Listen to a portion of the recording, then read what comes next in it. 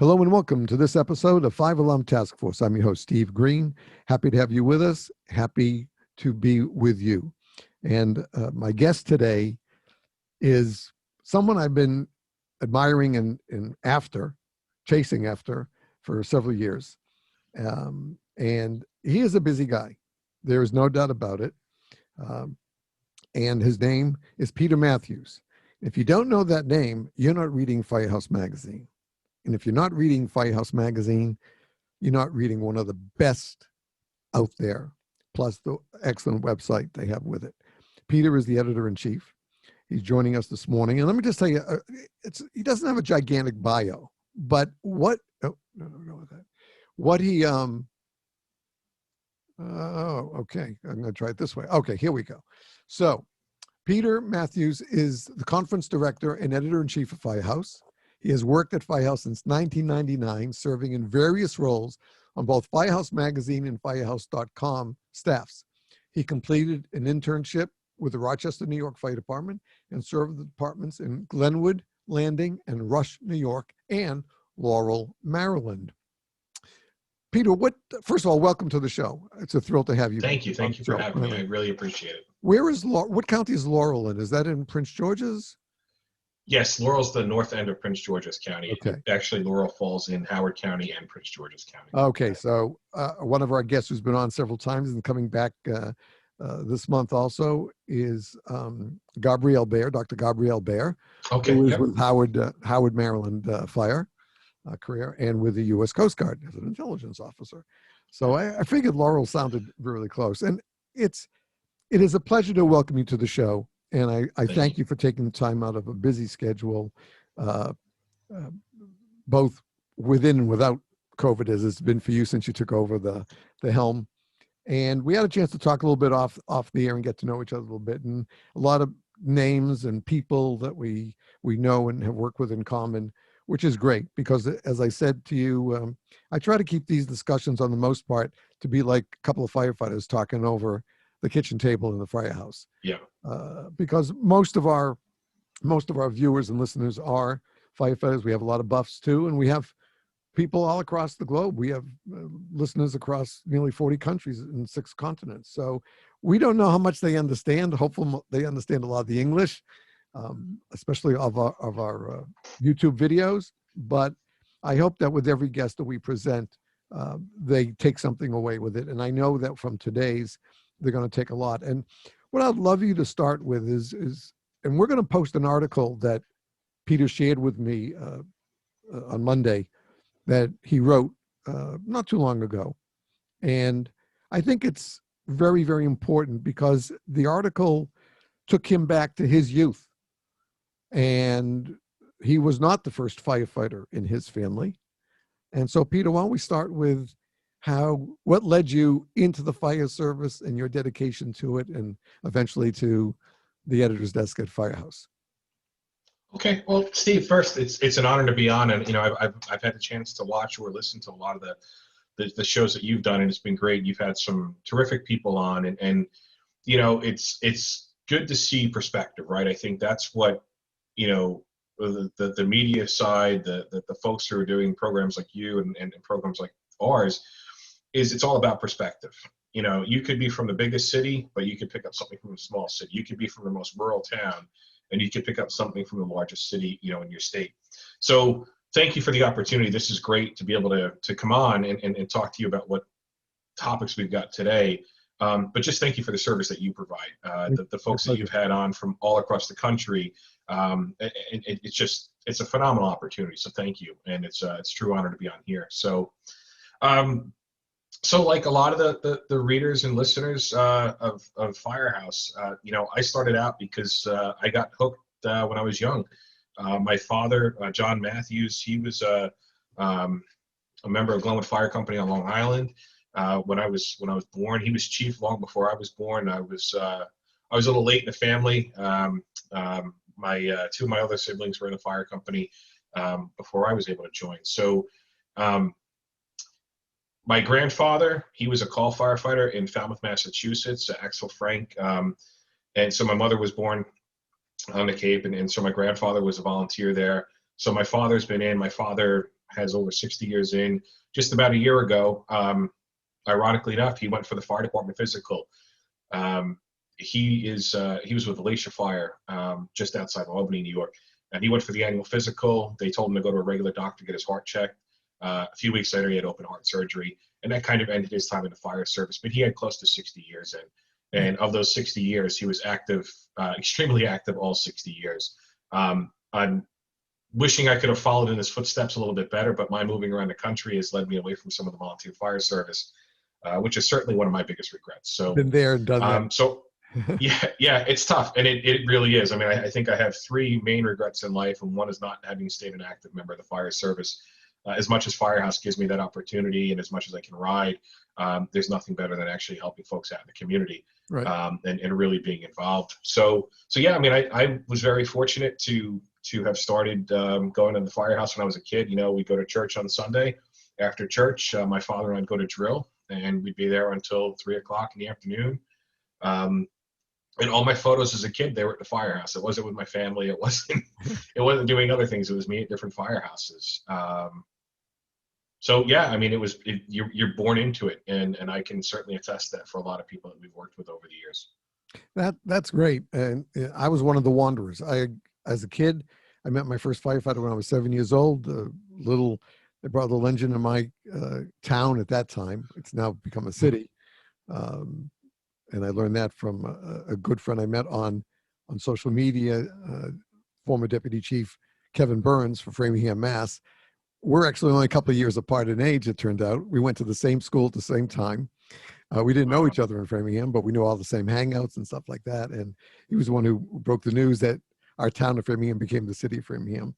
But they came out to the house, there was a little woods fire, and the guy at the pump was really very nice to me. I was a 7-year-old kid, wide-eyed, and loved it. But I never planned to be a firefighter. I just admired firefighters, and I'd have my parents drive me to fire stations in our town. And then when I could ride my bike, I would ride to those or in surrounding communities. Then when I got my license, I was driving all over Greater Boston, visiting.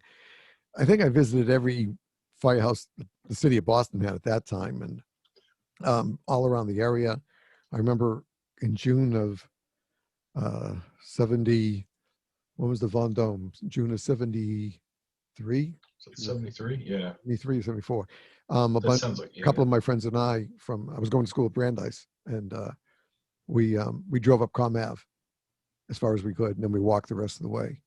And I did it, you know, I wasn't a firefighter, but I just admired these firefighters so much. I felt I had to pay respects there. At that time, I was planning to be a rabbi, but I still loved the firefighters. And as we both know, man plans and God laughs. So I didn't become a rabbi, but it took me into Jewish education, and I wound up in Greensboro. And a half mile from the apartment my wife and I found, just in the county side, just over the city line into the county, was a big building with shiny red trucks inside. So I went in one day just to just go look at them, and I walked out with an application in my hand for volunteer fire department, and gave me 4 years there and 4 years outside of Syracuse. And I still define myself today as a man of faith, family, and a firefighter, and an educator. Yeah. That's who I am, because it's always been a part of me. And I know, I mean, and I just walked into it. You were born into it, and your dad and your two brothers, and the time you spent. I think it's, somebody mentioned to me a couple of months ago that being in the fire service, whether you get one or not, is like a tattoo on your life. Because if you've been in there and it's meant something to you, no matter how long, whether it's 5 years, 8 years, like me before I got disabled out, or 60 years like your dad, that's something that stays with us forever. Oh yeah. You know, absolutely. That's just who it is. And I think, especially from the volunteer side, and granted, it's changed, right? I mean, I'm out, I left New York in 2005 and I left Maryland in 2006. And it's changed. The volunteer fire service has changed a lot. Yes. But, those experiences, those folks that you met, throughout the time, it's tough when you leave New York, and I'm sure it's like that every place else. But when you leave New York, you're gone and forgotten pretty quick, right? Because New York's busy, hustle, hustle, hustle, hustle. You know, you got to get your kids here, you got to get your kids there. Every once in a while, you get a phone call in. But I still see folks from Glenwood at Firehouse Expo when I'm in town. Last year over the summer when I was up in Delaware, my old chief, who's an NYPD officer, I just texted him. I said, "Hey, I'm in Delaware." He said, "Hey, I'll be down this weekend." And we went out for lunch and caught up, and you just build a bond. And you may not even go to the big one with them, but the bond that's there, your level of commitment to training, your level of commitment to the community. I don't know many other hobbies where people will go to a call at 10 o'clock at night, at 3:30 or 4 o'clock in the morning. They're still there at the firehouse talking, full well knowing that in 2 hours you have to get up and go to work. Right. It really is just something that sets it aside. And it's the same way in a career firehouse. I understand that. I can't necessarily speak to that, because I've witnessed it, but I haven't been truly engaged in it. Sure. But I don't know how many days I went to work late. My bosses, they always knew. My second job on Long Island, that was a former fire chief shop. Call came in, you can go. When I worked at Firehouse back on Long Island, my boss was the volunteer house with me, and he said, "Yeah, hey, if they need help," and he would come in at like 6:37 in the morning. I wasn't due until 9. I came in late a lot because a call came out. It was 9 o'clock in the morning. Nobody's around. They needed staffing. So I've been very fortunate to have lived through that cycle where businesses understood the importance of the volunteer in their community. And I'm so thankful for that, because that gives you, much like anything else, you go to your first serious wreck, or you go to your first, cardiac arrest, or you show up for your first welfare check to find a fatality in this upset family, it really humbles you very quickly. Oh, yeah. And I don't think that's anything you can forget. That's something that's in your mind. And, through all the things we've been through the last couple of years, it's a reminder every day that I'm very lucky for what I have and who I have in my life, and the things that I have seen to prepare me, and same thing for you and everybody else who's watching. You're prepared for a lot worse than a lot of people can handle. And people like, how come you didn't freak out? How come you weren't upset about it? Because it could be worse. And I think that's the one thing I've taken away from it. With COVID, and everything else. I mean, I lived in New York when 9/11 happened. Things could be worse. Yeah, we have to wear a mask, and hey, I'm really sorry about that, but that's really not that bad in the long run, Yes. Compared to what a lot of other people have to deal with. That's so true. And I think that, some of us, we join, especially in the volunteer side. And we were very lucky to have Steve Hirsch on a few weeks ago. Okay. Chairperson of the National great guy, Volunteer Fire Council.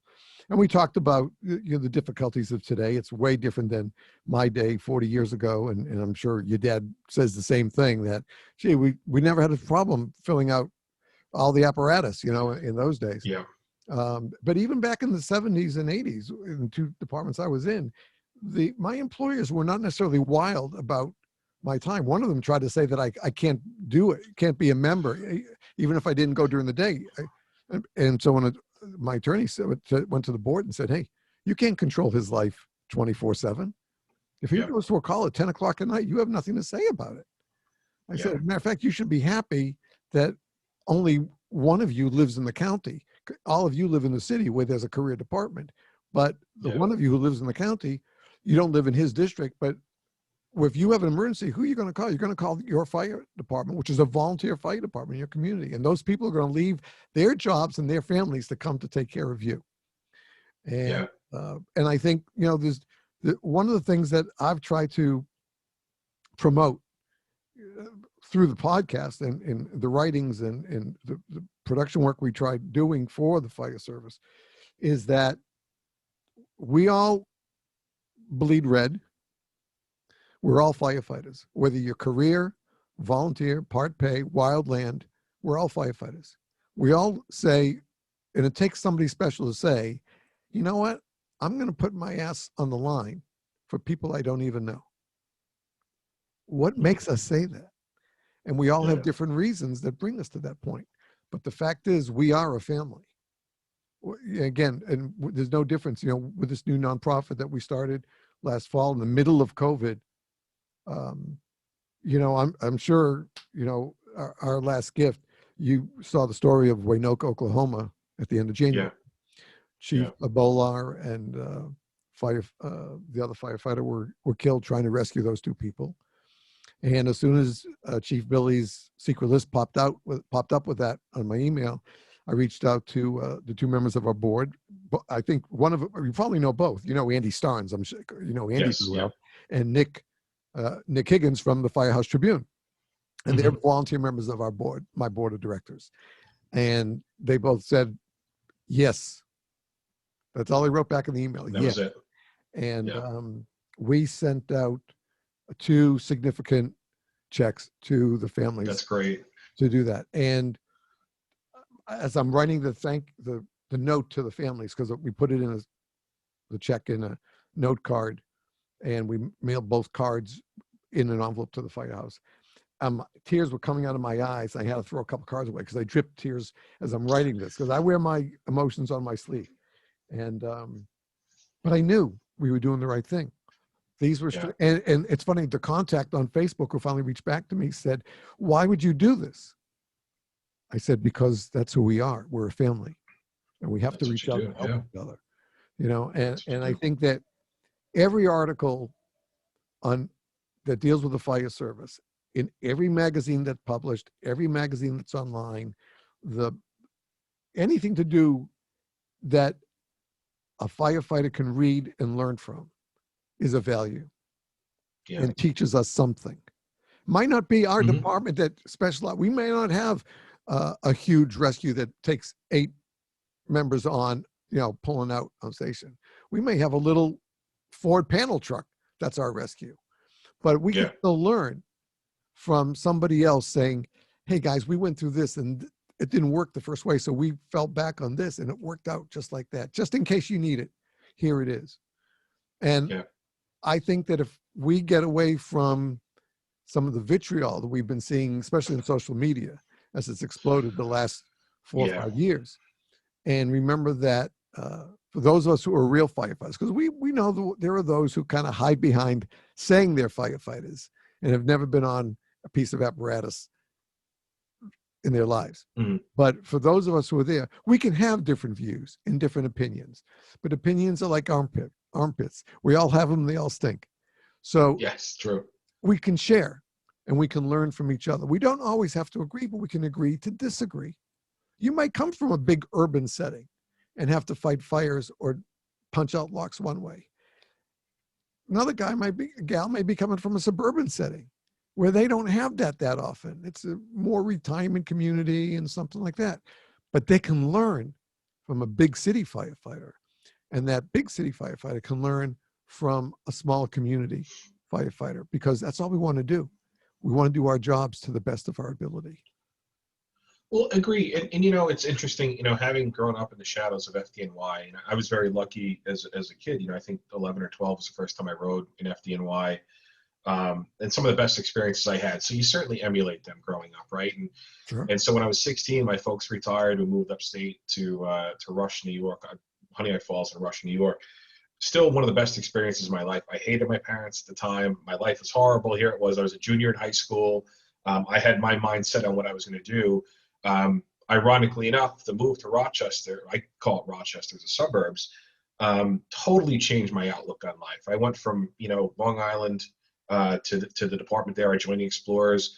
So I was very lucky to be able to, go out with firefighters, as a 16-year-old in some sort of official capacity, not, Maddie's kid. I was able to go help with fundraising and help with the carnival and help with all this other stuff, in addition to going on runs. And again, it really humbles you, because the amount of time, and it didn't necessarily set in until I moved back to Long Island, but the amount of time that the firefighters in Rush and all of Monroe County spent knocking on doors to get money, or doing the boot drives or whatever it is, just to fund their ability to protect their own community. That's something humbling. The carnival in Rush was tremendous. My father and I went back a few years ago. It was the first time I'd been back to Rush in a few years, just because of moving around. And the show cycle used to be during Expo. I'm sorry, the carnival used to be during Firehouse Expo when we were in July. So for years I couldn't go. But little old Rush, they still had their parade. They had hundreds of people, if not thousands of people lined up. every department showed up. I mean, the number of people showing up was different. The number of rigs showing up was a little bit less, but there was still a lot of pride. But that pride then rolls into the fact that everybody knows that, every weekend in Monroe County, there's a carnival to help support your local heroes. And so, that's important. But, what I've learned through the years, and especially when I was in the volunteers on Long Island, and even upstate, hindsight, upstate, I used to joke all the time, how come you guys don't have a ladder truck? You're not a real fire department. Because that's what I grew up with. Who doesn't have a ladder truck? Well, I've learned from Rush and then through working here, not everybody needs to have a ladder truck. You can rely on mutual aid, you can rely on auto aid, but you can have 15 trucks and only get one out the door. What's the point of having everything? But growing up on the island and having been in the shadows of New York City, we emulated them so much, yet we were not them. And that was tough. I mean, we had an officer who removed the buttons from the radio mics because we were only supposed to be on the fireground channels on the portables. No dispatch channel, just fireground. Well, what happens if we need to change channels because we're going to a fire someplace else? He goes, well, I'll give you the buttons back and you can put them on the radio. Well, what if you're not here? So firefighters figured it out. They've got vice grips. They can get in there and they can change it up, because you couldn't do it with your fingers. It was tough. So you literally had a pair of vice grips that you would have to do. But there were many times where I was in the back of the ladder truck and I could pick whether I wanted to be roof, which I hate heights, so I never did the roof, but I could be the OV, I could be the irons, or I could be the can. But the reality was it was just three of us going out the door, so we had to do what we had to do. So, I challenge everybody who does join the fire service to learn from everybody that you possibly can. But you have to learn that, if you want to do it this way, and you're, whether you're in a volunteer station or career station, make sure everybody knows your plan. There's many times I would come back, if I was out of town, I'd come back and a hose bed would be different, or somebody would change the way the compartment was laid out and nobody would say anything. Well, so I rode FDNY and they did this, or I was in Miami and I saw this. Well, that's great. Let's try it, but you got to let everybody else know. Yeah. Because when we show up at 3 o'clock in the morning or the afternoon and we're expecting the irons to be here or this to be here, but there's no time to go looking through the rig. And the tower ladder it was a 95-foot tower ladder. A lot of compartment space. You could hide a lot of bodies in that truck. And then because they moved the irons to the back because it was closer to whatever it was closer to, that caused confusion. So you have to remember as you're learning things, whether it's at Firehouse Expo or, your state conference, FDIC, whatever it is, you have to make sure that other folks are on the same page, because you changing the way you do your hose bed or the way you deploy your hose lines or whatever it is, unless everyone's on the same page, you're not helping. You're actually creating more chaos and confusion. And that's one thing I've learned over the years. A lot of folks have said that, oh, I went to this show and I did this, or I saw this guy, or, I saw this on YouTube and now we're trying it. Well, does everybody know? What do you mean, does everybody know? Well, if not everybody in that station knows, you're just, you're going to be that whatever you did is going to be a hindrance on the fire ground the next time you have an incident. Oh, sure. So sure. But there's so much, and now there's so much opportunity, even with COVID, all the folks that came out, with Andy Storms doing his events, and, we had Firehouse Expo Direct, and there was so many online events. There's so much to learn, but you just have to make sure it's something that you can adapt and adopt in your community, and then just make sure everybody's on the same page, because I've seen it where if not everybody's on the same page, it slows people down. And it ends up being, without a doubt, a problem more than a help. I mean, in my first department, you had to, before you could even get to ride on an apparatus, you had to know that apparatus inside and out. And cabinets, you had to know where everything was. And there was a little test. And if you could pass that test, that's fine. But again, somebody comes in and says, well, during summer break, I went up to this place and I saw this. So I decided to change that left rear cabinet around. Yeah. Well, okay, you didn't tell anybody. You didn't ask the chief or the captain. So same thing. 3 o'clock in the morning, you go looking for the big nozzle for the old 2.5 inch, and you see a bunch of other stuff in there. Where the hell's the nozzle? And then you feel like an idiot. You feel like an idiot because you didn't take care of that properly, and you say, oh no, I did that wrong, and why did I mess up that? And oh boy, I really messed that up. And it wasn't you. It was just, the other person, again, trying to improve and help, but you got to do it through the chain of command. Yeah. So, Yeah. yeah. So, Yeah. all right. So look, let's take a quick break here. When we come back, let's Okay. talk about what's going on when you joined Firehouse, how you started, and where it Okay. got to where you are today. All right. So folks, Okay. if you're watching the video, we're going to take a break. You won't see anything different. If you're listening to the audio, you'll hear our few words that we have, and we hope that you will, as always, stay tuned. We'll be right back with my guest, Peter Matthews, editor-in-chief of Firehouse Magazine, right after these words. Please stay tuned. And welcome back to this episode of Five Alum Task Force with my special guest, Mr. Peter Matthews, the editor-in-chief and conference director of Firehouse Magazine. And we were talking again before the show about people that we know together. And actually, when he started and Firehouse.com was just starting out, Dave Iannone, a mutual friend of ours, Dave was very supportive of our efforts at Dalmatian Productions. And I just could never thank him enough. He gave us ideas for our website that we were thinking of way back then, and when you actually had to build a website with code. And code to me was Morse. That's the only code I ever learned. So Dave was a great resource and a wonderful helper and friend as a fellow firefighter. And I was glad I had a chance to meet him way back in 2000, as I mentioned before we started, when after the 2000 Firehouse Expo in Baltimore, my buddy and I were able to go to up to Hyattsville for the emergency United States tour from with Johnny Gage and Roy DeSoto. And Emergency Fest. Emergency I was Fest, down for right? that. That was incredible. Yeah, it was. It was amazing to meet the guy. I mean, listen, that was the show that I was already in college, but that show I watched every episode that I could. In the dorm, it was with the black and white TV, and at home my parents had a color TV. But that was the impetus that when I was invited to join that fire department, that I knew it's something I wanted to do, because I saw I watched that show and saw what the fire department was doing, and it made no difference to me that they were career and this was going to be volunteer. It just made me feel that, hey, I was going to be wearing that blue shirt just like they did. So this background with the family and your dad being a chief for so long, and your exposure to it seems to be that natural fit for who you are today with Firehouse. But you didn't start there as the editor. As I mentioned to you offline, and this did not mean to be any slight, but I didn't really know you before you came on as editor, even though I've been reading the magazine for close to 40 years. So what brought you to Firehouse? Folks, you'll get to see one of his articles. As I said, we'll put it on his guest page when we get that up.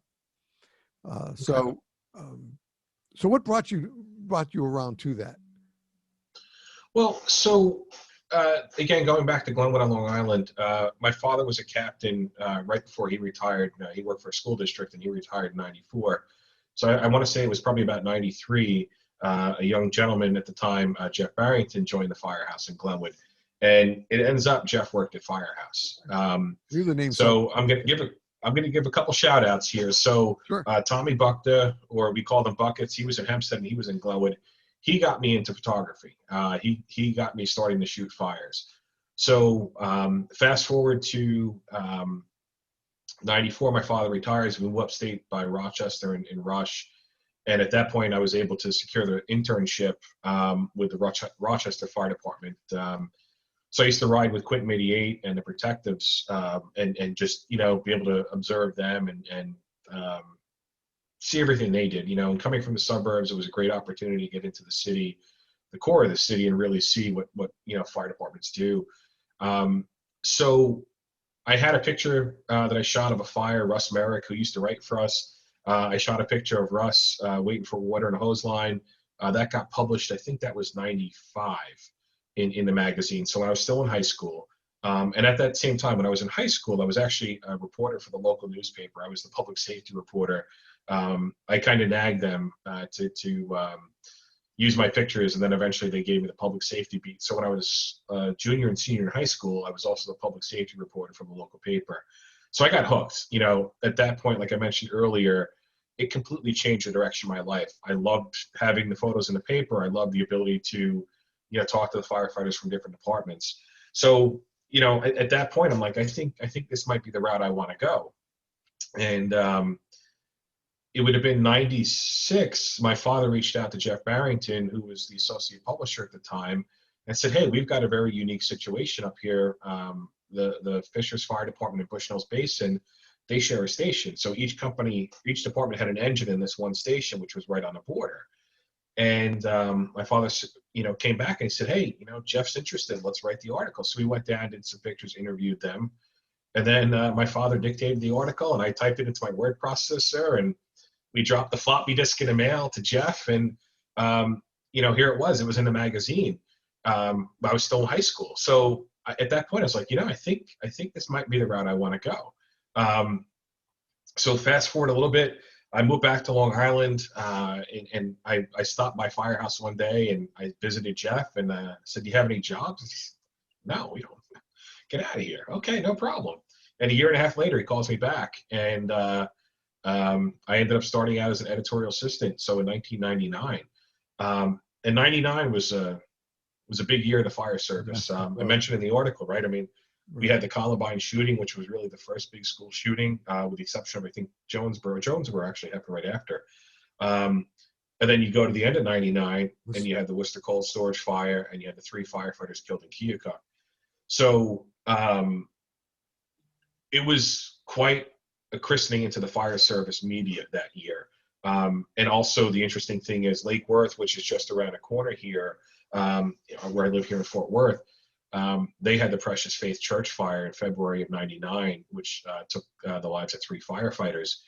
And that was the first issue that I worked on. And so it's kind of interesting that, you know, that was the first one. I've been by the site of the church, in fact, where I got my vaccine shot the other day, right around the corner from the place. So that just happened to be the first cover. It's a picture of firefighters, you know, falling through the roof. It ended up not being the firefighters who were killed. I only learned that a few years ago. I always thought the firefighters in the pictures that we had on the cover eventually were killed in a fire. It was not. These firefighters were pulled out. So yeah, so I started in 99 as an editorial assistant, very entry-level job. So it's kind of funny, again, you know, the floppy disks would come in, we'd plug them into the computer, you know, wait for it to load, it would pop up. Pictures would get mailed in, you know, so we'd get 5x7s and 4x6s and 8x10s in the mail. And if we didn't like them, I'd be the one licking the envelope and stuffing the envelopes and mailing them back to the photographers. And so time has certainly changed. But, you know, I was able to get promoted once, and I left in 2003. That was actually a very tough departure. I loved working with Firehouse, but I had an amazing opportunity to work at a daily in New York City, daily newspaper, and I couldn't pass up that opportunity, you know. And it's interesting because I work full time at the magazine, I work full time at the newspaper, and I still managed to maintain my top 10 responder status in Glenwood. But like I mentioned earlier, you know, when you're in the volleys, it means so much to you, so that, you know, I could easily pull off a 100-hour work week and still make, you know, 90% of the calls every month. I don't know how I did it. I don't know what happened in 2003 and 2004, because I was never home, but I made every call I could. And so yeah, so I went there, and then I came back. Dave Iannone and Chris Ebert reached out to me in 2005, and said, hey, would you be interested in coming to the website? And I said, absolutely. You know, I'd love to learn the future. And so I've been back, you know, since 2005, in a couple of roles at the website. And then in 2008, I was promoted to editor-in-chief in September of 2008. So, I'm sorry, 2018. So it's been a wild ride, but it's been amazing. And, you know, you and I spoke before. You know, I grew up reading the magazine just like you did. You know, I mean, I had the magazine as a kid. I'd bring it to school on lunch. I'd be the kid sitting at the table reading, you know, reading the magazine. And I just feel so blessed to work here and have the opportunity to work with so many of these folks. You know, Vinny Dunn and Harry Carter, you know, I got to meet them right off the bat when I first started here. Going to Firehouse Expo was an unbelievable opportunity for me my first year in '99. I never thought I'd have the opportunity to go to one of the shows. And what's impressed me the most is just how great the fire service folks are. You know, the writers, the speakers, they're just everyday firefighters, you know, but they have an extra level of passion that allows them to write or allows them to speak or allows them to go on the road. And that's the one thing I think that's always been really mind blowing to me. You know, they're your heroes when you grow up, and you really just can't believe you'd ever have the chance to sit down and talk to some of these folks. And then when you start working here, they're just, you know, they're regular people just like everybody else, you know. And again,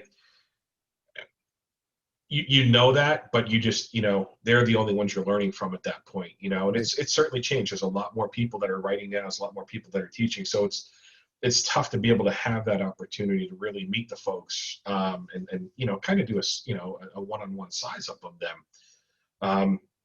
But it's just been a phenomenal opportunity. And you know, I believe in paying it forward as much as I can. I've tried to get as many folks who have had an impact on my fire service career, you know, involved with Firehouse somehow.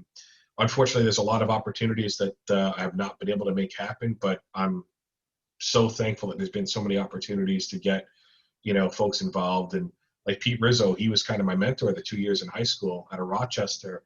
And you know, over the years, we'll talk 10 times a month, and then it'll be a couple months in between talking. And you know, he's done some stuff for us. He's been on podcasts. He's done webcasts.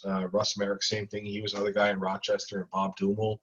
And then just fast forward to some of the guys that, you know, I've met over the years that, you know, when you meet somebody, you can tell whether or not they've got a passion to teach and to share and to spread the knowledge.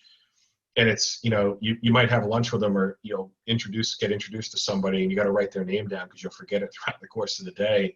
And it's important to follow back up with them, and then, you know, find a home for them someplace. And Sure. you know, that's one of the things with the magazine is we're changing some of the columns, or, you know, some of the features.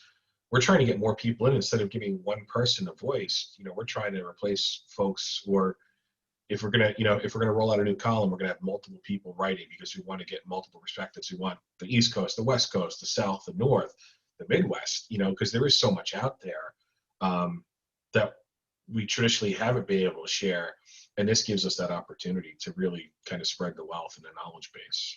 Well, you know, that's wonderful. And I think that, as we again talked about off air, that the more educational opportunity we give to the firefighters out there, the better firefighters they can be, should they so choose. You know, and I think we see now a lot more regional conferences that are run by a couple of departments. You don't have to rely on the state like I did in North Carolina or in New York back in the day. You have a couple of departments get together and they put a conference together, and you know, it's wonderful. It's a wonderful opportunity, because they may not be able to afford to send people to a firehouse or an FDIC and the big level with the cost involved, but you can bring some of the other great teachers that we have in the fire service to your regional conferences, and they usually will say, "Hey, I'm glad to help you out. Just give me like per diems, and I'm happy. You know, we'll be there for 3 days and teach, you know, extrication course. So we'll do this for you and stuff like that." And I think one of the positive sides of social media is that we have the opportunity, both through the website like firehouse.com, the newsletters. It's funny when you talked about the amount of equipment and stations. That was a great thing earlier this week on in the newsletter about Norwich, Connecticut, with 2 main stations and 5 volunteer stations. They have more apparatus than some major urban locations. Yeah, Yeah, so if you haven't read that, folks, it's a very interesting article you want to read up on. But I think that one of the good sides of social media allows this growth, this educational growth. We did our webinar back in January on with Andy and Nick and Battalion Chief John Dixon from Jersey on Are you ready for May Day? And that wasn't, do you know how to sound a May Day yourself? But if you're on the fire ground, do you know what to do when a May Day is called? Because everybody learns how to use the radio. I mean, they're lucky today. Most departments have radios for each firefighter. Yeah. When your dad started, okay, it was probably just the one in the truck. When I started, there was one screwed into the truck and one handy-talkie for the officer, and everything else Yeah. was on air horns. That was it. That was how they Yep. communicated. But today, everyone's trained how to sound a Mayday and the various acronyms to use if they're giving a report and stuff like that. But the fact is, did everybody else know what to do? So in our webinar, we were able to share from starting with Battalion Chief Dixon, going to Nick and Joe DeVito, a captain and another great TIC teacher, and then to Andy to talk about the whole fireground picture during a Mayday from Okay. the IC's position on. We had 70 participants who joined, and it was a fundraiser for the nonprofit, and it was very successful. But we loved doing it because it was a topic that really we hadn't covered on the show at all, and Mhm. really hadn't seen anyplace else. Does everybody else know what to do? Because our gut reaction is, let's throw our stuff down and go help Billy. Billy's hurt. Billy's trapped. We all got to go help Billy. Well, you can't put 45 people to go help Billy if you have a working You fire. still have other tasks. Yeah, and you got a crew on the roof. They have to have a protection line ready for that. So we shaped it around that, and the feedback that we got was wonderful. We were so happy to hear the feedback that people said, no one's ever done that before, and we learned a lot from that. And I think that that's what the websites and the news briefs, the articles and the magazines do today. They're way beyond what they were doing when you first started reading it, and I started reading when it first came out, when Dennis first started the magazine. They have greater reaches today and better understanding today, and hopefully bigger audiences. It might not necessarily all be subscription audiences, but if you're getting the hits on the website and on the articles, that's, to me, almost as important, especially if you got ad revenue coming in for those websites, that people are still learning that way as well. Well, agreed. And, obviously we've got, the YouTube and all the other platforms that are out there too. And that's where the fire service today is lucky. I guess the biggest warning is just make sure what you're looking at is something that's legitimate. I think, Right. That's the thing. And I'm not saying that stuff that's not on Firehouse or other fire service media sites, that's not invaluable, because we don't have everything on there, because there is so much.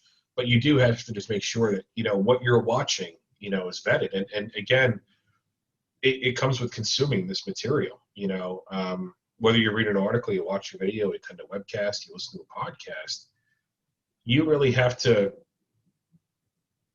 consume a lot to make sure you're understanding what it is that you need to know, right? And it's part of that repetition.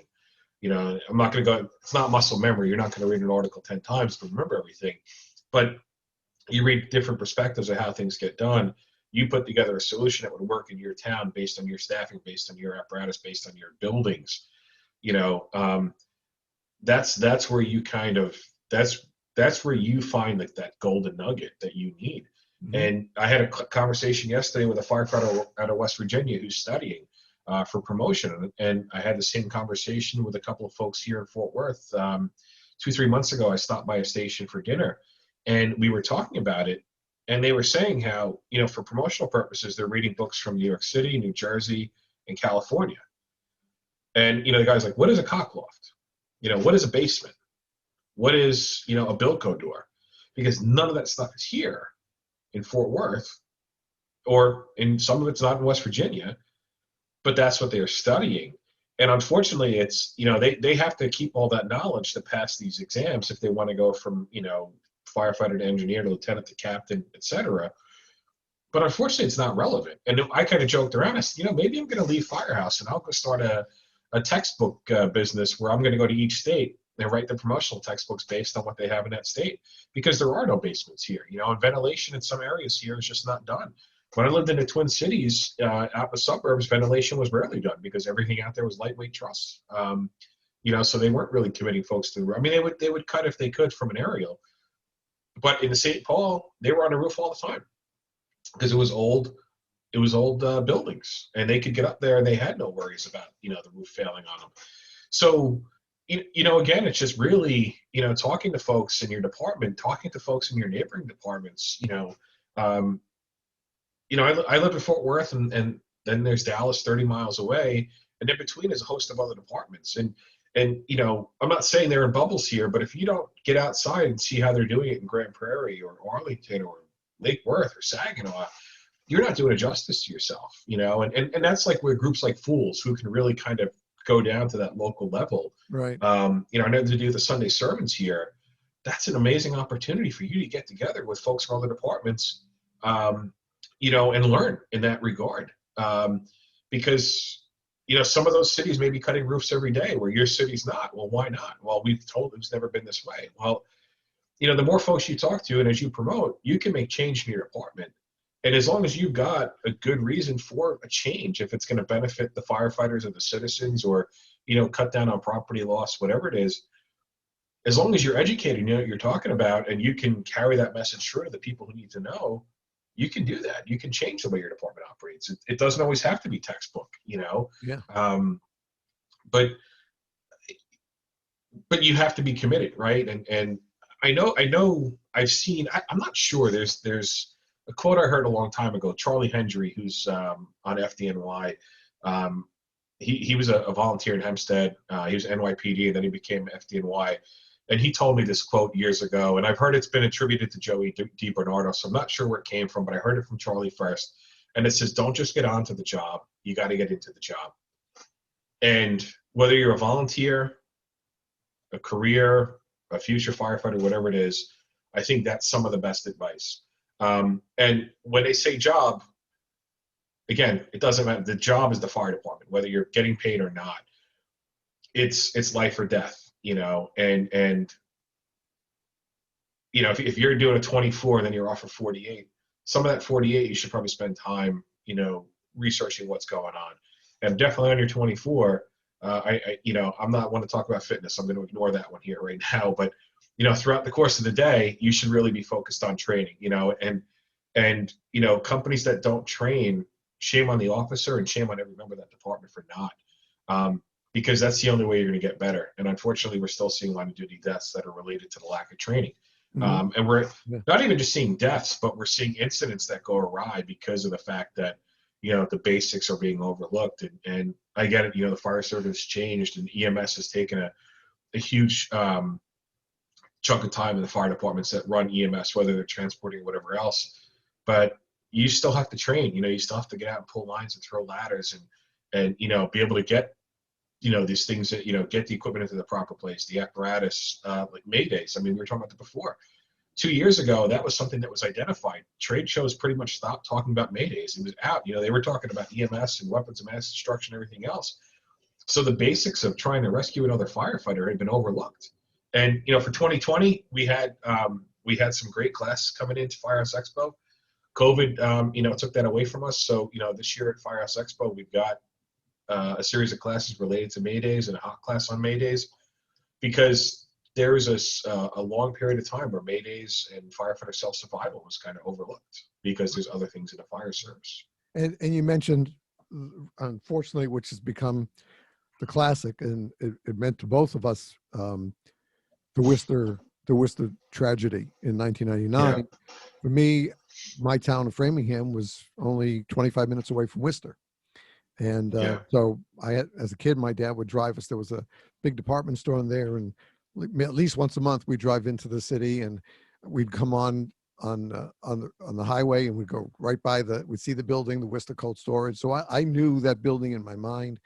And when the news broke on that night, and the old radio reference website was up, and I started listening. Again, saying, like I said, I wear my emotion on my sleeve, and I was sitting here crying, listening to those incidents. And as my late parents taught, that, out of the worst time, something good can come of it. And the chief made the most difficult decision he ever had to make in his career, but it was the right decision. And because of that, we have learned since 1999, in these 22 years, we've been able to learn better ways to handle our searches and our maydays, and to do our best to keep our firefighters and other rescue personnel as safe as possible when doing it. Yeah. Um, Yeah. you know, it hurt all of us. I mean, you couldn't have been a fire any kind of a firefighter when that news came out, that it didn't just like a stab in the heart. And Oh yeah. every single, and for me, every single loss, uh, whether it's one firefighter, two, whatever, everyone is like that little paper cut that Yeah. on the arm, and then you pour a little vinegar on it, and Yeah. that's how bad it stings, and it Yeah. hurts. But we have to remember that. Let's learn how and why it happened. You know, we have great opportunities, great websites through yours and the other fire service. We have the Mayday Project, where you can learn a ton there. And as you just mentioned, we have great instructors, firefighters out there who are willing to not only do their work and be with their family, but are willing to teach and travel Yeah. and share their knowledge and their experience with other firefighters. And that's the key. That's going to be the key to our success, is not what magazine you read or how much you read, but how much do you look to learn? I've always, as a teacher, I've always told my students, both adult and kids, I said, I won't ask you to memorize anything, because you learn nothing when you memorize. You just Yeah. commit it. But if you learn, That's true. it'll always stay with you. And that's what we have to dedicate ourselves to, is to being, yes, I want to be a firefighter. Yes, I want to have the big one and get on a nozzle, or I want to be on the truck. I want to be on the platform or whatever. But you have to learn. You have to be Yeah. willing to learn and keep yourself open to learning every day. And it's not, you know, there's an emphasis on the importance of higher education in the fire service. And, you know, I know there's two schools of thought there. And we're not going to talk about that today, but at the end of the day, you don't leave the academy and you're done. You don't leave the department and you're educated. And it's interesting, you know, going back to Worcester, you know, that has had for 22 years has had an impact on my career here. And so much so that last year, 2019, I was debating about whether or not to go up for the anniversary. And again, I just, you know, I've been very close with those guys for years. Life gets in the way and everything else. So my buddy Scott LaPrade, he's just retired out of Leominster, Mass. A few months ago. I was texting him the day before, and I said, "What's the story?" He goes, "Oh, the weather's going to be really bad." And then December 2nd, that morning, I said, "You know what? I'm going to go. I want to go up for the anniversary. I want to see everybody." The group of guys that got together that started the Worcester Survival Seminar afterwards, they were all getting together for dinner. I was invited. So I said, "You know what? Screw it. I'm going." So that morning, I booked a flight up. Within 20 minutes of booking the flight, my flight gets canceled because of the storm coming in. I get booked onto another flight. So I landed Logan at like 1 o'clock in the morning. I make the drive up to Worcester through a snowstorm, get to my hotel, met up with some of the guys that morning and that afternoon. And I'm so glad I went, because unfortunately, you know, they lost a firefighter just a few weeks before. And Worcester's really had some unfortunate tragedies over the year. It's always in December. And they're great firefighters up there. I mean, they have done so much, but unfortunately, some things have happened where, you know, some of these messages are just falling through, and you know, they're working on it. They're trying to improve it. They're trying to reduce the deaths there. But having that opportunity to go, they had a nice little museum over at the train station, dedicated to, you know, December 3rd, 99. And I'm so glad I went, because we were able to meet up with so many old friends and folks and stuff like that. But what was great was the number of firefighters who were 5 years or less on the job that go, you know. And unfortunately, if you go to other cities who have had firefighter fatalities, there's probably folks that don't even know that fatality happened because it wasn't 6, or in Charleston, it wasn't the 9. Right. So it doesn't resonate. There's just a plaque someplace, and it shouldn't be that way. I know departments who have had that, like in a rookie book, if there's an LODD within 30 minutes of them, that's a day of their rookie class where they have to go out and do the research and report back on it. And, even if it's not your community, I think you owe yourself and the people you're going to work with over the years, you owe them the time and dedication to go back and learn what happened.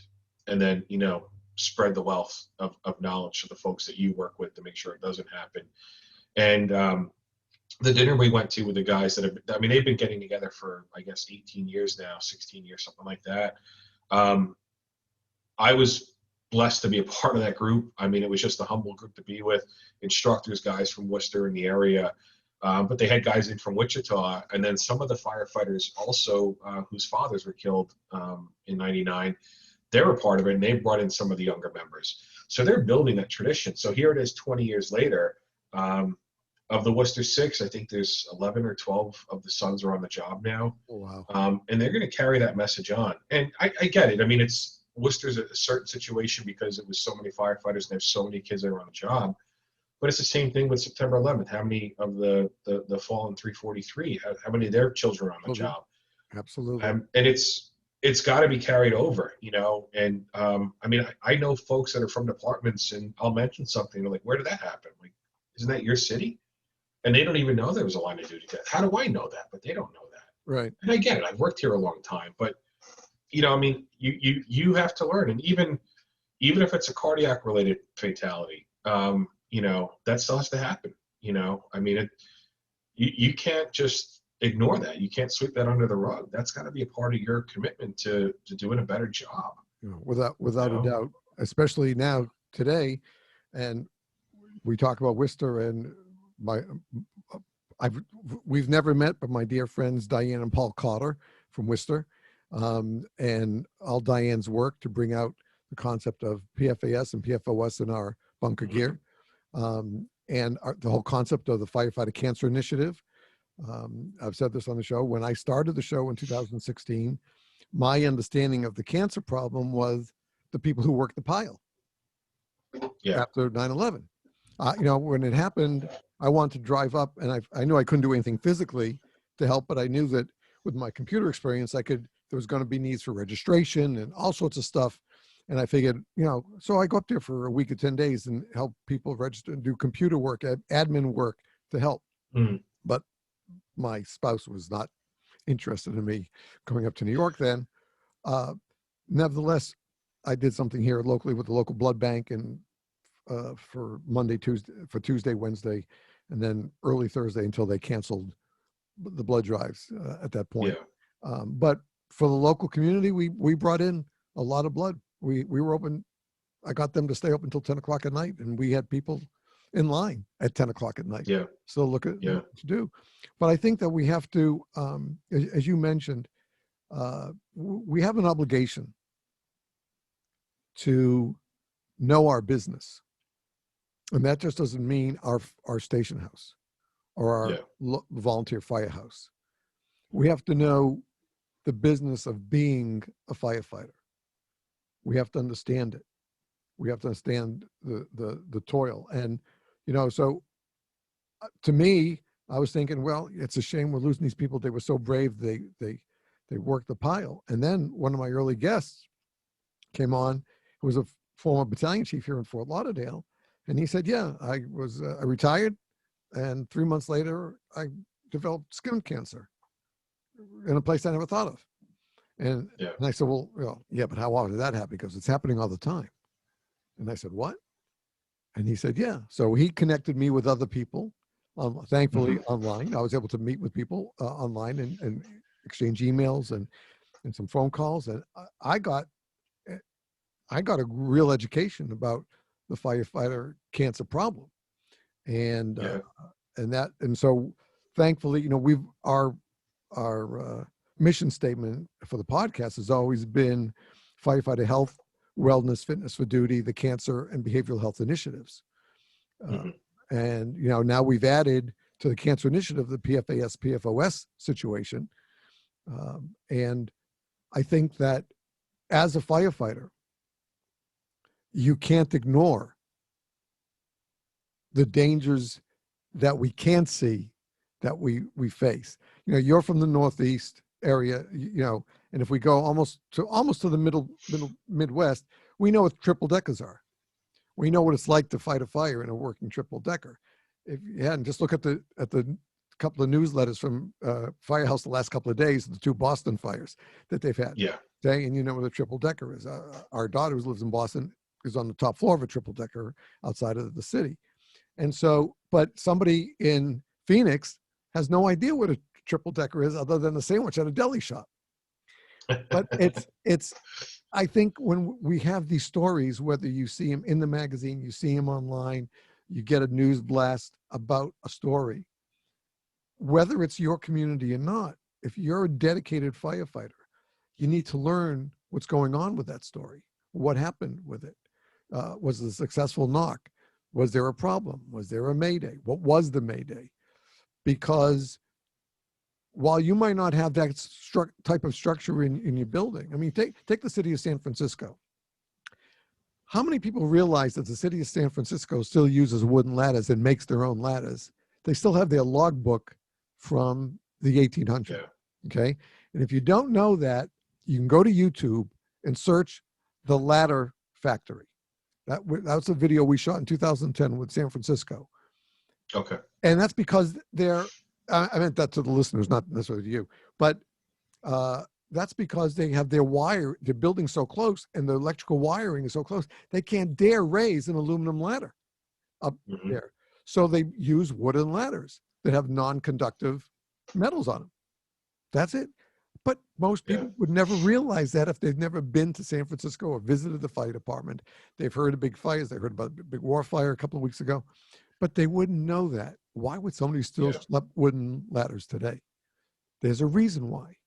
And so, again, with the proliferation of cancer in the fire service, and just from our exposure to carcinogens that we didn't even know were there until the last 5 to 8 years, we have great teams of researchers and scientists and doctors working on these. We now have to look at the fact that how many of us are being poisoned from within by PFAS and PFOS. And by the way, it's not just firefighters, folks. We've said this in the blog already too. Almost every human being on the face of the earth, that's 7 billion people. If you did a blood test on every single person, including even indigenous peoples, have PFAS in their bloodstreams because these chemicals have polluted the world. And that's the sad part. But what we have to be concerned with as firefighters is we're ready to risk our lives to go out there and save other lives and save property. And we do what we have to do. And nobody will ever haul back, so I don't see, am I going to get canceled from that dumpster fire? Maybe I won't go on this call. Of course not. You're going to go on the call and you're going to do it. But then you have to know what to do afterwards. You have to know how to do the gross decon and how to clean up. And you know what? The recent edition with the Station Design Awards again. Great. Yeah. I read every single one, even those that don't have a slide poll. But anyway, I still read every single one. And I love to see how the new stations are being created in safer ways for the firefighters, career and volunteer, mixed companies, combination companies. The architects and the departments are working together hand in hand to keep every firefighter as safe as possible once they get back in the building. And you have to make that part of who you are as a firefighter. You have to understand that, because in my day, and I'm sure when you and your brothers were in as volunteers, you kept the gear in your trunk or in the back seat or in the house. I mean, I was in Syracuse for 4 years. I kept my gear right at the top of the stairs, especially during the winter. It was 35 below zero on some of those calls. So I'd sleep in long johns and then slip into my gear and go down to the car to get down to the station. I don't know what I exposed my wife and kids to during those early days. Now, again, at my time, most of what was burning was wood, a little plastic. Well, Not yeah, today. that's part of Big it. But still, today. Yeah, but still, you know, but it's still there. Yeah, it's still there. Right. So yeah, I see our magazines and our news briefs and the seminars and the conferences, from the local conference to the regional to our national conferences, as being the best schooling, for the most part, that firefighters across the country, one way or another, can attend. And the fact that Firehouse this year with COVID did the virtual Firehouse instead of just saying, well, we got to cancel this year. No, you didn't. You said, what can we do to turn it around and still let our firefighters participate? And look yeah. what you did. How many, what was it, 1,200 attendees or something? I mean, we had over almost just under, I think just under 6,000 had registered prior to the event. Okay. And many of them were not regular Firehouse Expo, Firehouse World attendees. And you know, and I appreciate you bringing that up, and thank you for that, because you know that was the goal, was still to do the education, and it was a challenge for us as a company to ensure that we did, you know, because most of the publications in our company just didn't have an event where they did some sort of virtual event. Right. So it took us a while to get on there, to get onto the platform, get trained on how to do it. And, you know, we had ideas. We were going to do it over a couple of weeks. We're going to do a class here and a class there. And I said, you know what? I said, let's just do it. It's archived. Let's do it in 2 days. So those folks who can commit the time will commit the time and be there the entire time. And those who can't, you know, they'll watch the archives. And I mean, it was a phenomenal group. You know, I mean, I think all told, we had 18 people. We had 8 classes with 18 people because we had a couple of roundtables we threw in. Not nearly the amount of people we wanted to have present this year, even with the virtual event. But the reality is, you know, we were putting it out in December, understanding it's the holidays. But the people were interested. You know, the feedback was unbelievable. And there's a comment, I should have brought it up, but there was a comment that I took a picture of at the very end in the chat. And the guy had commented that, I thought this was going to be a bomb. I can't believe how great this was. You know, thank you for putting this together. You know, Firehouse rocks, or something like that. And, you know, for all the uncertainty going into it, like, that was kind of, all right, cool. You know, it made a difference for one person. And, you know, we've heard from a handful of people since that, you know, they've already been able to apply what they've learned at that event virtually. They've been able to apply it live in person in their own community. So that's good. You know, we need more of that positive reinforcement. And it's not that's not why we're here. But what I would say, and you mentioned it earlier, how many guys we work with are so selfless. They really just want to get information out there.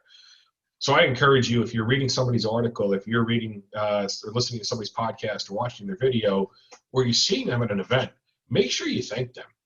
You know, I think that's one key thing. You know, applause at the end of the class is great, you know, and everybody else just kind of looks around, they applaud, they move on. And I get it, you don't want to inundate the people, but it is nice to hear the feedback, you know. And that's, I mean, I'll go back to right when I first started working at the magazine. We used to have this thing called letters to the editor. People would spend the time to write out or type something, and they would mail it in. And you know, you get a lot of them, and you know, they complain about not lack of gloves in an article or in a photo or something else like that. Understanding, you know, understanding where they're coming from. But one of the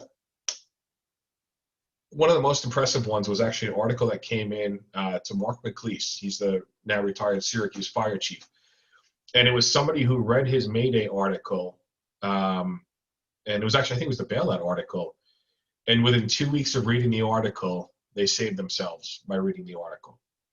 And Mark actually wrote about it. I'll send you the link if you'd like to share it. For the 40th anniversary, he actually wrote about, you know, that was like one of the biggest moments in his life, because he just loved to share, and he shared it. And very often you hear feedback, you know, just like smoke alarms, right? All these departments are putting in smoke alarms. Now, what's the KPI? What's the performance indicator? Nobody ever really knows if it saves a life. You know, a lot of times it's just the food on the stove call, but it still saves somebody's life if the smoke alarm goes off and alerts them.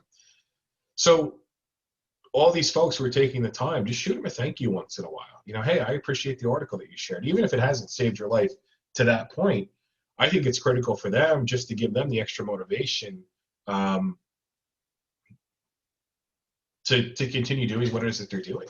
because they do so much. They give so much of themselves. They take away a lot of the time from their families to make sure that our readers and your listeners and our attendees are trained to the best of their ability. I think that's key. I think that's something we overlook a lot.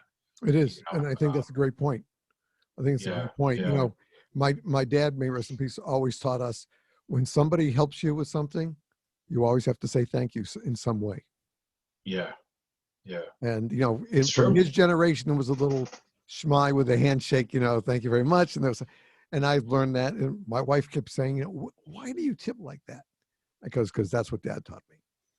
Yeah, That's what Dad yeah, taught me. yeah. And sometimes, even if it's only a couple of bucks that you say thank you, it means a world to that person because you said Hmm. thank you. Yeah, And you know, the teachers that been able to meet again since I started the podcast in 2016, every one of them has been selfless. I've invited yeah, article authors from Firehouse and from the other major trade, um, fire engineering. I've invited them to be guests. They've been there. They've been wonderful guests. And I've learned, I mean, I've gone to classes where I take notes. I'm not even, I've been out of the fire service for 40 years. I'm never getting back to yeah. it. But I take notes because I learned so much, and I take it home and I review it. And then I try to share it some way. And I think that these men and women who go out of their way to, besides the time they serve in the department, if it's career department or the volunteer department, besides the time they spend with their family and the kids' soccer games and after school stuff and church or synagogue, they are still willing to take more time out of their personal life and teach something. Hmm. And Yeah, the best thing you can do for them is, first of all, to say thank you at the end of the class, whether you liked it or not. Just say thank you, and then go back and say, what did I ask yourself? Did I pay attention? What did I learn from that class? yeah, And you've yeah. just given a couple of great examples, you know, of that. So as we need to wrap up, what do you see coming up in the future for Firehouse? Well,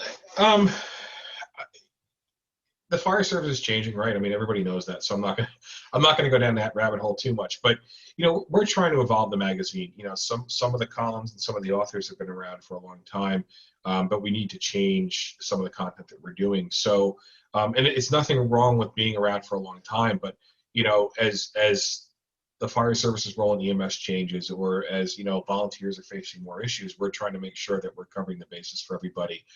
And you know, one of the things with Firehouse is we try to have content for everybody. So whether you're in prevention or community risk, whether you're a leader, whether you're a company officer, you know, strategy and tactics, we're trying to have something for everybody. And it's tough. I mean, you can certainly tell some months are more focused on one topic versus the other. Um, but you know, we've reduced some of the frequency of some of the columns. For instance, Billy Goldfeder's close calls column, we're reducing the frequency of that. Now, people say, why are you doing that? Close calls are important, and yes, they are. But there's so many opportunities to learn about close calls right now that are out there. I mean, you know, when it came out in the magazine, it was pretty much what was on the secret list, what was in Firehouse Magazine, and then with the Firefighter Near Miss program. Those are really the only places you could learn. Now, you know, you can go to YouTube, you can go to NIST, I'm sorry, UL, FSRI. There's all these places where you can go. So we're realizing that. So we've reduced that frequency. We've also reduced the frequency of the PIO column. We've also reduced the frequency of the fire communications column. We understand they're important, but there's other topics we need to make sure that we're covering. And some of them are going to come and go, you know, just based on kind of the hot topics. Volunteer View is a new column. Actually, the first column just appeared in the February issue with Brandon Fletcher. And the volunteer fire service is in a crisis in a lot of areas for a lot of reasons. We've certainly focused on recruitment and retention in the past. Now, this column will, over time, cover recruitment and retention, but really we've got a whole new generation of volunteers coming in. You know, the recruitment and retention, we could talk about that plenty, but what we're trying to do now is create training that's going to keep firefighters engaged. We're going to create leadership content that's going to keep volunteer leaders engaged and who are educated in what they need to know. Because again, if you look at the change in the fire service, you you look at something like, where my father was for a long time, I think they only had 16 members, and most of them were probably in excess of 50. Well, all of a sudden they had a bunch of youngsters join who had very little experience with leadership. They're 18 years old, they're graduating high school, they're going on 150 calls a year, but there's a need for leadership training. So we're trying to create some of that. So the volunteer view is one area. Apparatus Innovations, we've already covered Apparatus pretty well throughout the year, but with just all the changes coming out, with all the electronics going into the rigs, with more of the multi-purpose rigs coming out, right? I think a few years ago, they were talking about quints going away. We're going back to engines and trucks. Well, now more places have squads or rescue pumpers or rescue engines or rescue tankers or tiller, quints, tower, helicopter launch pads with a crane and a water station for the community. So we want to get more into the apparatus and just make sure that folks understand the innovations that are going on. Just because it's a tremendous expense that you're laying out for a 10, 20, sometimes 30-year commitment. We just want to make sure our folks are aware of what's coming down the pipe.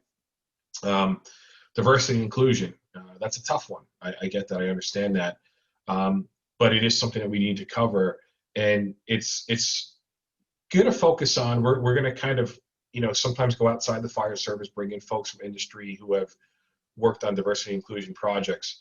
And it's not necessarily about the importance of why communities are doing it, but how you integrate it. I know there's a lot of departments that are testing, and they're looking for certain criteria.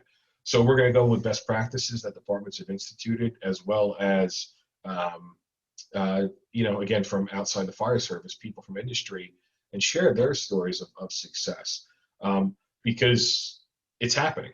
It's happening in places all across the country. So it is something that we need to address. So we'd like to get onto it. So yes, the diversity inclusion that actually comes out, I think next month is the first one. Chiefs Corner, we're going to start doing some interviews with chiefs. Some of them will be only online, some will be in print and online. But again, it's just an opportunity for chiefs, and we're not just talking big city chiefs. We're talking about small chiefs who've got innovative programs going on. It's a great opportunity to share what chiefs are working on nowadays and share their insight, because a lot of times I don't think those stories, their information is really getting out there, Right. Unless you're in that department or in that area. And then, we've also got like company officer. That's a new column we're creating with Brett Ellis out of Southern Texas. And Brett came to us a while back, and he was looking for an opportunity to share some content with us. And as time came on, we realized we need to cover the company officer, because there's that flux like we talked about earlier. Fort Worth guys are taking a test, and they study cock loss and basements and brownstones and everything else, and there's none of them here. But that's not really what it's about. It's more about how to manage personnel. How to manage personnel, not by shooting them a direct message or not by shooting them a text, hey, you did a bad job before, I'd like you to improve, but how to have a sit-down one-on-one conversation with one member or with the entire crew, because they're hard. They're hard for, you don't want to hurt anybody's feelings, you don't want to call anybody out, but as an officer, that's your job. And it's for good and bad, right? You don't just want to be negative, but your job there is to guide them and lead them. So, that's another column. We're really lucky to have Brett. Brett's provided us some really great articles so far, so we're excited to have him come in and be involved. So, we're making small changes here and there, but again, it's just ultimately, we're trying to make sure that we're covering today's audience. We still have hot shots. People are looking for hot shots, and we will continue to have those forever. I mean, it's just, there's fire photos, and they're great, and it's a great opportunity. One thing that a lot of people don't realize is there's training opportunities in a lot of the hot shots. If you look at them, you can find things to train on. So and then last year we added Kurt Isaacson, John Hall, and then Colin Kelly to look at engine, truck, and leadership tactics. And that's exciting. We replaced one person with three, and again, it's diverse, right? We've got somebody from the West Coast talking about truck, we've got a Midwester talking engine, and we've got a Floridian talking about incident command. So I mean, it's just, we've traditionally been a Northeast magazine, and we're trying to make sure that we kind of spread out, because our readership is more diverse than it used to be. So it's interesting you say that, because I picked it up when I was in Greensboro, North Carolina. That's when it started. And Yeah.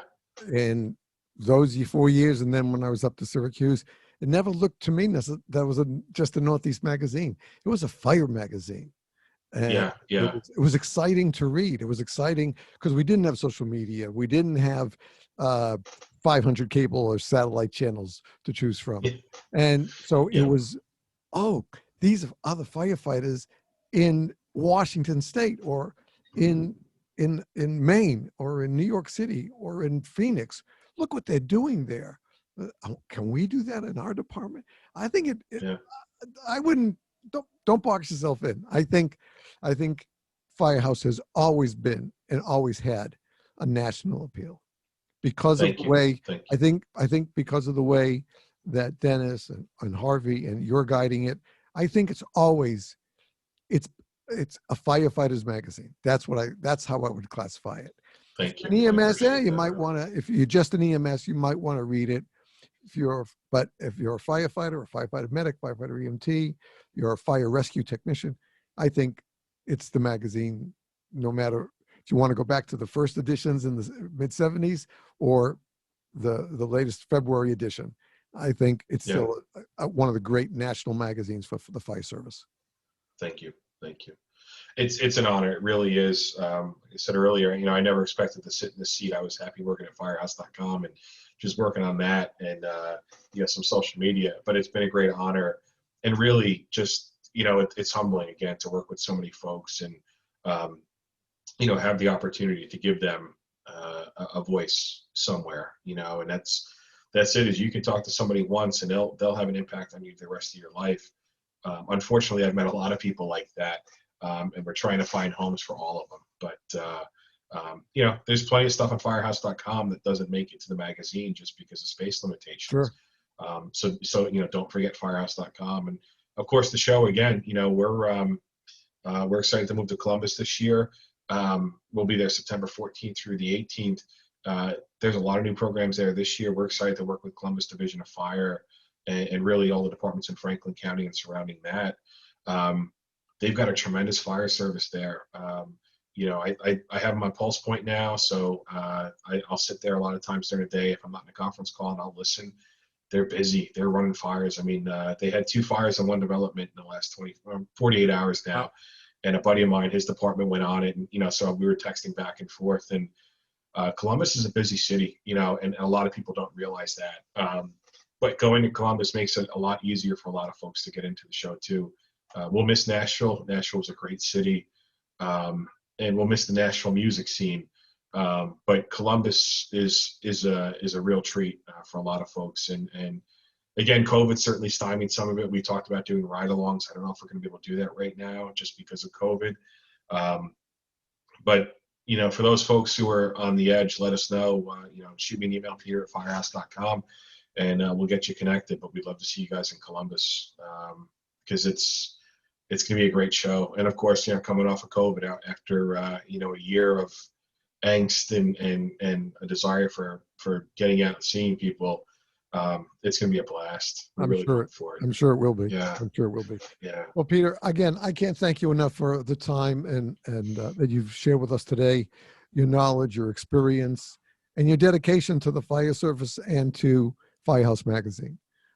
Steve, thank you. I think it stands out for, I guess, what I call the bread and butter firefighter, who always wants to pick up I want to tie a new knot. I want to know another way of popping a lock. I want to know, about a new tool. And you find it. It's all there either in the magazine or online. And, again, my thanks, because I appreciate you sharing some personal background, not just talking business, because I think it created a great foundation for our entire podcast today and videocast. Well, thank you, and I love the fire service. If I wasn't on this or recording something else, I'd have my radio on listening to Fort Worth, and I still love chasing fires too and taking pictures. And the guys here in Fort Worth and the firefighters have been great here. But once it's in you, it's in you, you know, and I don't know how you can shake it. It's just, it's an amazing group of people. So Your dad and I will tell you, you can't. true, true. My mother can tell me the same thing too, according to my father. Yeah, but I think she has a different view of it. But your dad, oh yeah, yeah, you can't shake it. All right. she's Well, over it. Yeah. Peter, thanks Steve, so very thank you. much. All right. And folks, if you're watching the video, you'll see the credits come up. That will be the end of the video. If you're listening to the audio, we'll be right back right after these words. As always, please stay tuned and thanks for joining us. We'll be right back.